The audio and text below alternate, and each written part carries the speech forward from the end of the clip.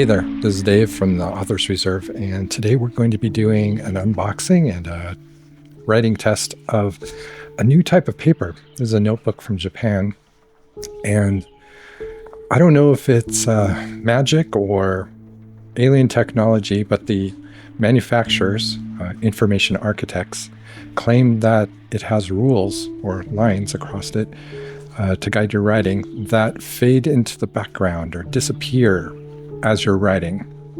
So we'll have a test of that here in a moment. But first I want to do a couple of announcements. Let's see, 1967 Dragon Axe, you have won a Gravitas Pocket in Skittle, but haven't contacted me yet. You only have 3 days left. By Sunday, if you haven't replied yet, I'll be forced to give that away to someone else. Also, the giveaway for the 2025 planners, we're going to be giving away 2 additional planners. One is a A5 Wonderland 222, a weekly planner. Turns out that doesn't work for me. I can't work in the small space that a weekly planner has, so I have to go back to a daily planner, which is fine. For that, I've purchased a Sterling A5 and B6, and I'll be keeping the B6 and giving away the A5. So we have 10 with this 2 additional notebooks. We have 10 total that we'll be giving away this Sunday. I think that's it for the announcements. Let's get into unboxing this. Okay, so as I mentioned, the company is called Information Architects. And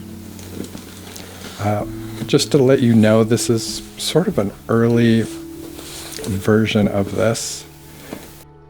It is not a cheap notebook. These run right now about $70 some odd. I'm more interested in doing this as an experiment than something that I'll probably wind up doing, because really I'm not sure that the grids are a problem. The rules, the dots, the grids, I'm not sure that's a problem that needs solving. The other thing we're going to answer about this is whether or not, besides the fact that the rules fade into the background, we'll also be answering the question of whether or not this is fountain pen friendly paper. Let's see here.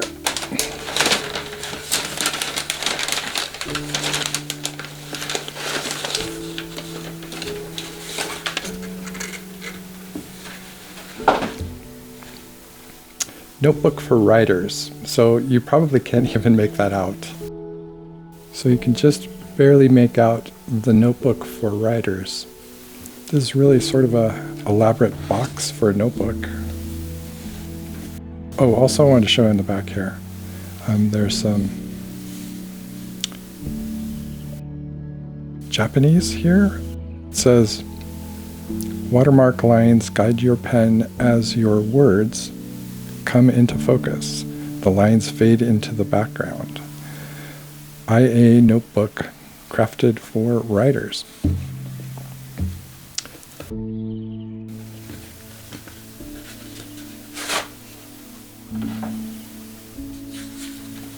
Nice wooden box here, wrapped in tissue. Well, no wonder it's so expensive. When was the last time you had, it's vellum. When was the last time you had a notebook that was wrapped this well? So you can probably make out the embossment here. Notebook for writers. So the difference here is that most, if not all, notebooks use ink to do the rules, the dots, the guides. This one here uses watermarks instead. So you're actually using the same, it's the same paper. Okay, so let's take a look at the notepad itself before we talk about the lines in it.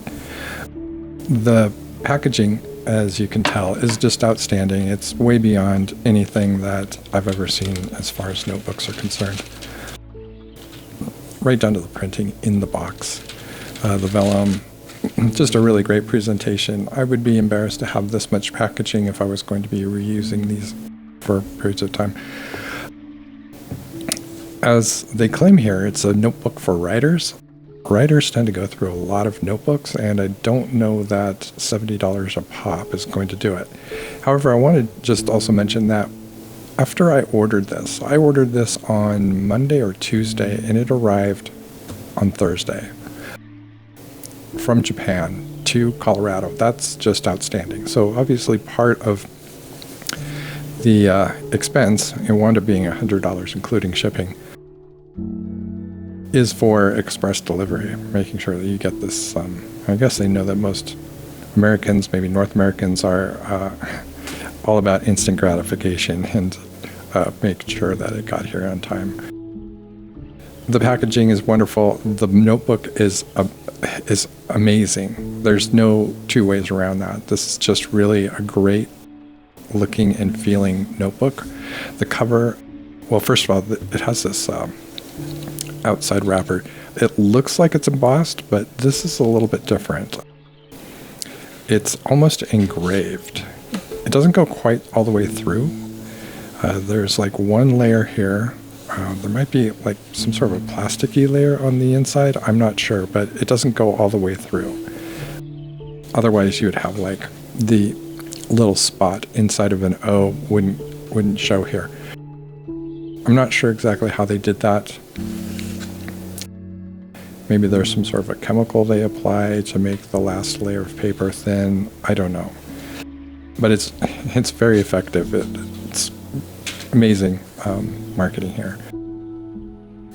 The cover is very, very thick, substantial. It's a paper of some sort. I think it's the same sort of stock that the inside pages are. Down the front here, and before we go any further, I'm just going to say, from this point on, the colors may look a little weird because I'm going to change the contrast so you can see the details of this notebook with more clarity. So from this point on, I apologize for the odd-looking colors, but at least you'll be able to see the lines on the paper and so forth. The outside cover front is embossed lines. These are the rules that you'll see on the inside, and the back is the same way here. Down here at the back, it says handcrafted in Japan, and their logo, IA. Don't worry about that. That's a little mark that I put there on accident. So on the inside, there's I forget what you call these, but they're a little protective sheet before the first page. And then here's the first page. All the pages are the same. They're kind of a wide rule, but I wanted to mention that because it's a taped binding, it's also lie flat. And I don't think there are many notebooks that lie this flat, except for maybe the Midori's. That's about as flat as you're going to get. This is just outstanding binding, in my opinion. This is one of the things that I really appreciate in a quality notebook. It just makes writing so much easier when you can lie flat. And it's also one of the reasons I kind of shy away from the Traveler's TNs. They kind of they're staple bound, so they wound up wanting to close on you while you're writing, and I don't know. I need more space. I need the freedom.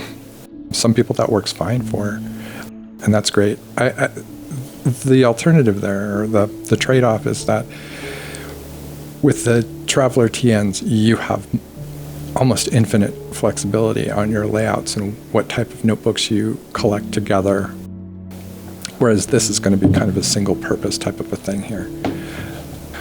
The way this is supposed to work is that there's a sort of physiology, psychology thing going on here, but our eyes favor dark over light and will react. The irises will shut down or expand depending on how much light is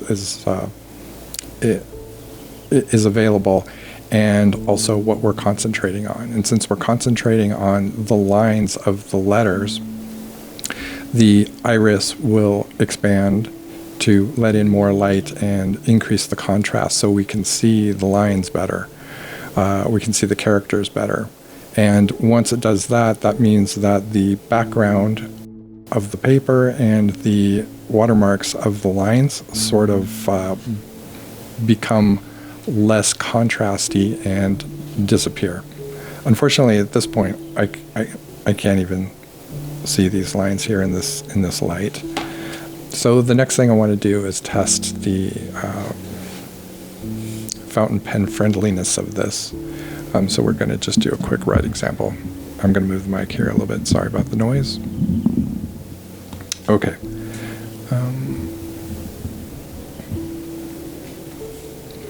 All right. So I really can't make out the lines well enough to even write. So let me adjust my desk here a little bit and come right back. Okay, so now even though I have a lamp right here, I still can't make out the lines. But let me just say this. The paper here, I believe, is around the weight. I would say 90 to 100 or maybe 110 GSM. I can't find it listed anywhere on the materials, which is a little bit odd considering how much information they've given about this paper. So what we're going to try to do, just to test the ink worthiness, is I have some pencil boards and so forth, and we're going to see if we can see through it well enough. I think maybe I'll try this one here.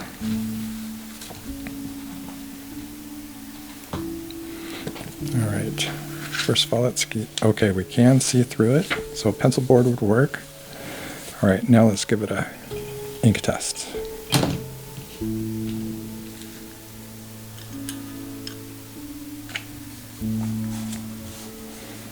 Okay.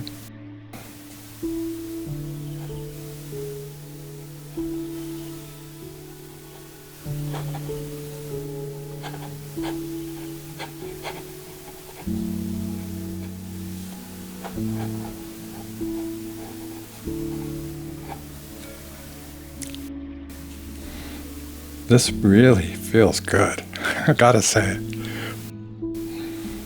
The fading lines aside, this paper is amazing. It has such a great feedback. I'm gonna write some more. Maybe just a quick brown fox so you can hear the feedback that this is given. Now this pen here is a TWSBI 580 diamond, and it's not known for its feedback, but this gives something. This paper is giving me feedback along the lines of my Yamiki Royale. It's just super incredible, and I want you to hear the feedback on it. Now, if this bothers you, you might want to turn down the speakers, but a lot of people enjoy this sound. I know some people feel like it's fingernails on chalkboard, but I'm going to move the mic so you can hear it. Let's do the quick brown fox.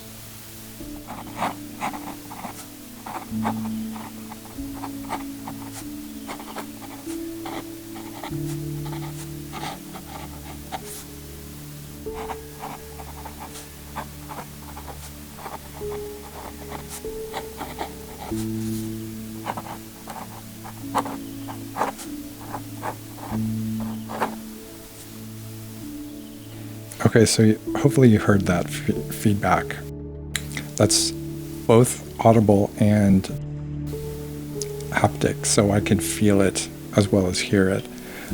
It's just a really pleasant experience. I'm going to try a Lamy 2000. This one is a medium nib, and this one also has a very smooth, typically smooth writing. So let's see.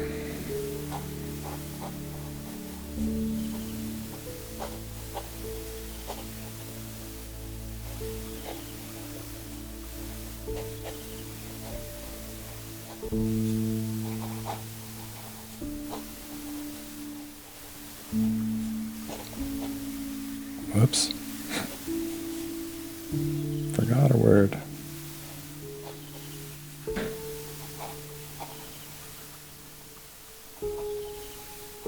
Oh. Okay, this is a bit odd. It feels sort of like it's running on grease on top of the paper. It's a very interesting experience. I also feel like the pen was giving off a little too much ink for this paper. But the next thing I want to do is look at the actual quality of the characters on the paper. So I'm going to give it a moment to dry, and then we'll look at it close up. Okay, so let's take a look at the pen worthiness here. Hopefully you can see right now that the characters are fairly well formed. There doesn't seem to be any feathering happening, even with the thicker, broader stroke here of the Lamy. You can even make out some of the shading in the paper there. We'll do a shading test here in a moment. The paper, by the way, is kind of slightly on the yellow side, not like a pure white. So it's very pleasant on the eyes, not too bright, not too yellow. Let's take a look here. As you can see, there's not much, if any, feathering going on. You can see a little bit in the bottom curve of the P there, but that could have come from the pen itself. And even with thick ink here, this is just perfect. There's no notes. I have no notes for this. This looks great. All right, so now let's do a shading test. Okay, before we do the shading test, let's see what the bleed through looks like. That's pretty good. With a dark pencil board behind it, yeah, that's great. Can't really make out anything there. But with the paper here, you can quite easily see through it. So that's worth noting. All right, I'm going to leave this here just to protect the sheet underneath it. And for shading, we'll do the Noodler's. This used to be called Apache Sunset, and now it's called Southwest Sunset. I imagine somebody realized there was a problem with cultural appropriation and wound up changing the name. But I believe that the formula is exactly the same. So let's give this a shot. I think this is a really great ink to use for shading. It's one of my favorites, in fact. Regardless of the shading quality, it's one I really enjoy writing with.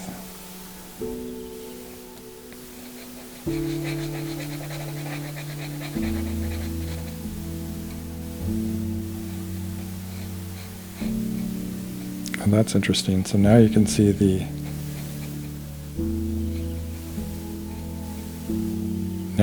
guides or the rules showing up through this. The watermarks are making the lines appear.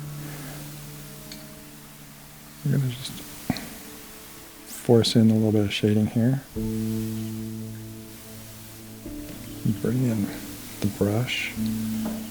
Looks like I had a little bit of ink left over from the last time I used this. You can probably see why I like the shading of this. You got a yellow coming out of the orange.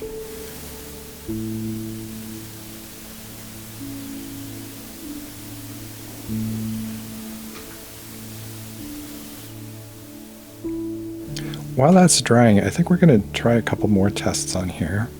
I'm going to do Diatramentis Whiskey Brown Gold. This is probably, out of all my inks, this is probably the one that has the most shimmer. I mean, it's just crazy shimmer. And then we'll also do Stars and Stripes from Colorverse, which I've mentioned before. This one has blue as the main color and then red as the sheen. So we'll give both these a shot as well. Let's do that. Let's do the shimmer first. I know know, there's a lot of people out there who love their shimmer inks. I do too, just not for writing. Most of my pens are fine or medium, and that just doesn't work very well with shimmering inks. They tend to get clogged. Okay, so leave that there. Another thing about this whiskey brown gold is that there's so much shimmer that you just got to keep shaking it. Like right now, you can already see some separation going on here, and the bottom's already filled up here. Gets all over the place too. Look at that. Look at that mess. Okay. Happy little mess, as Bob Ross would say. All right, and then we'll do the stars and stripes.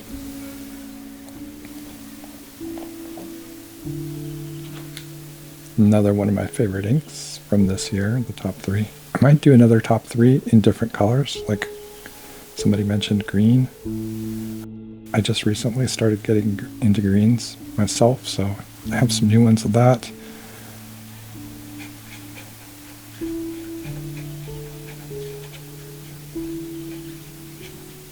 Yeah, you see the watermarks are just kind of obnoxious.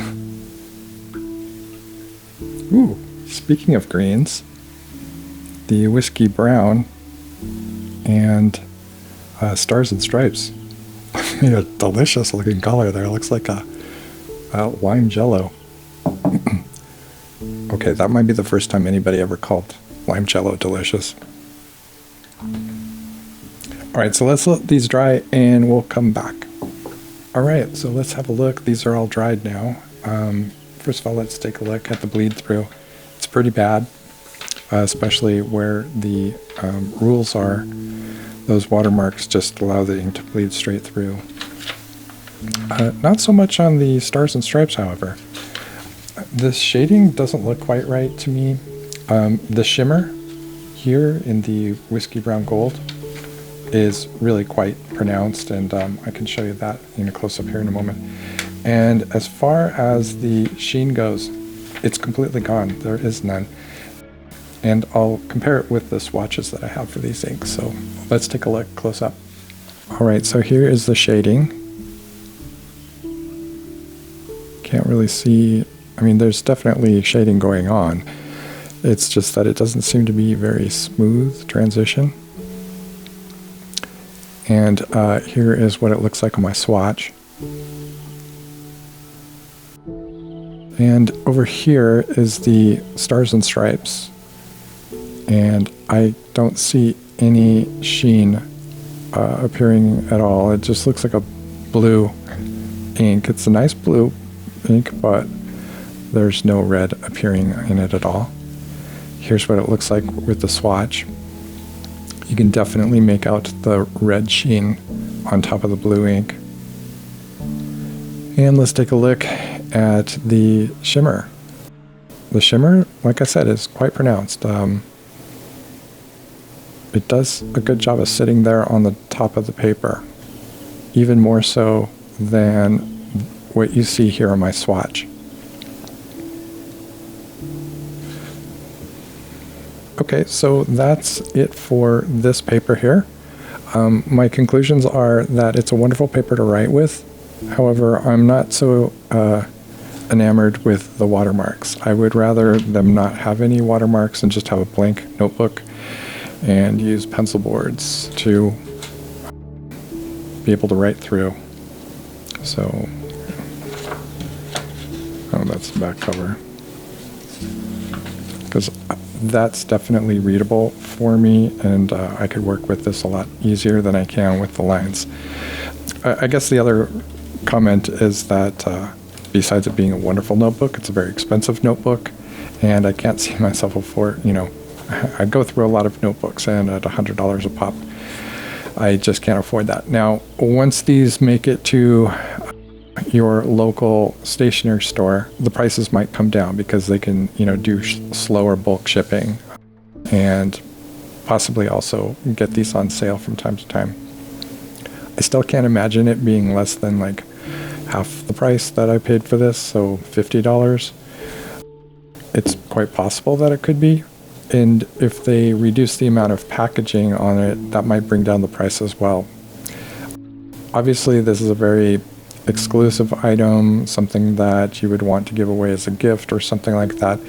But I think, pragmatically speaking, I won't see myself using this very often.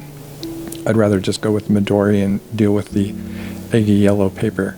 But that really pains me because I really thought that the writing experience on this paper was outstanding, just lovely. If you're curious what I was writing on the swatches with, I used this this Faux Blanc. It's a Junlai that I got from AliExpress.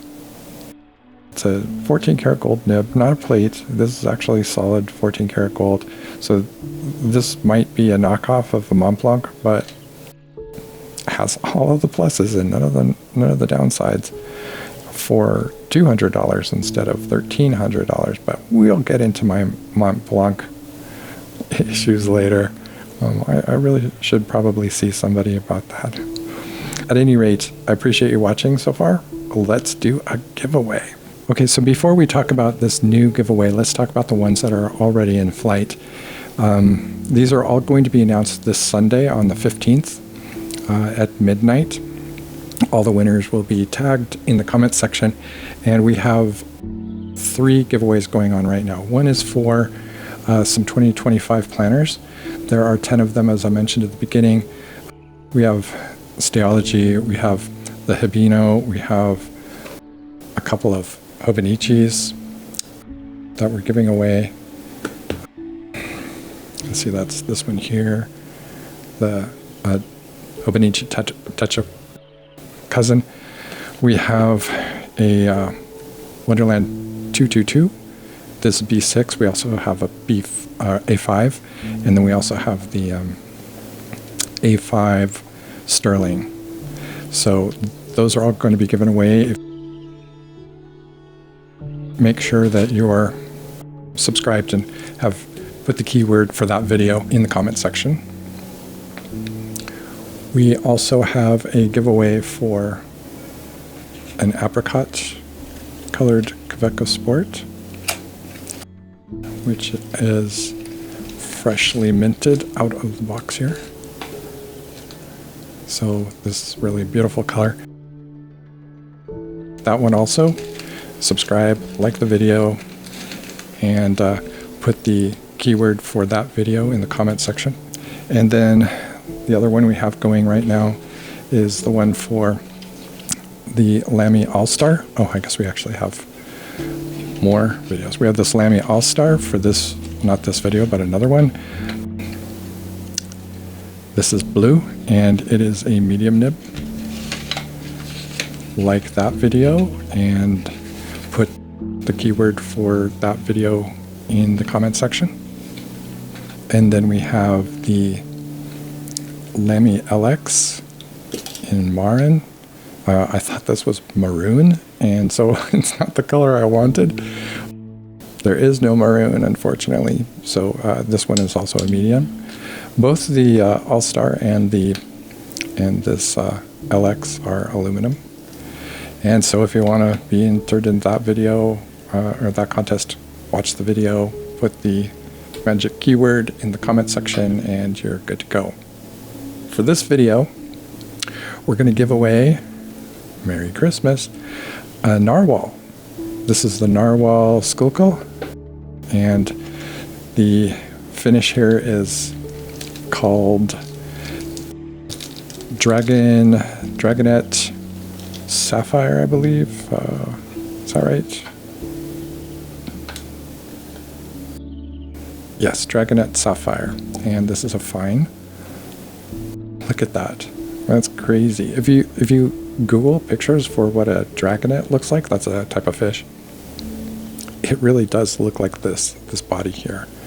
These blues and indigo colors mixing together. It's quite a great match.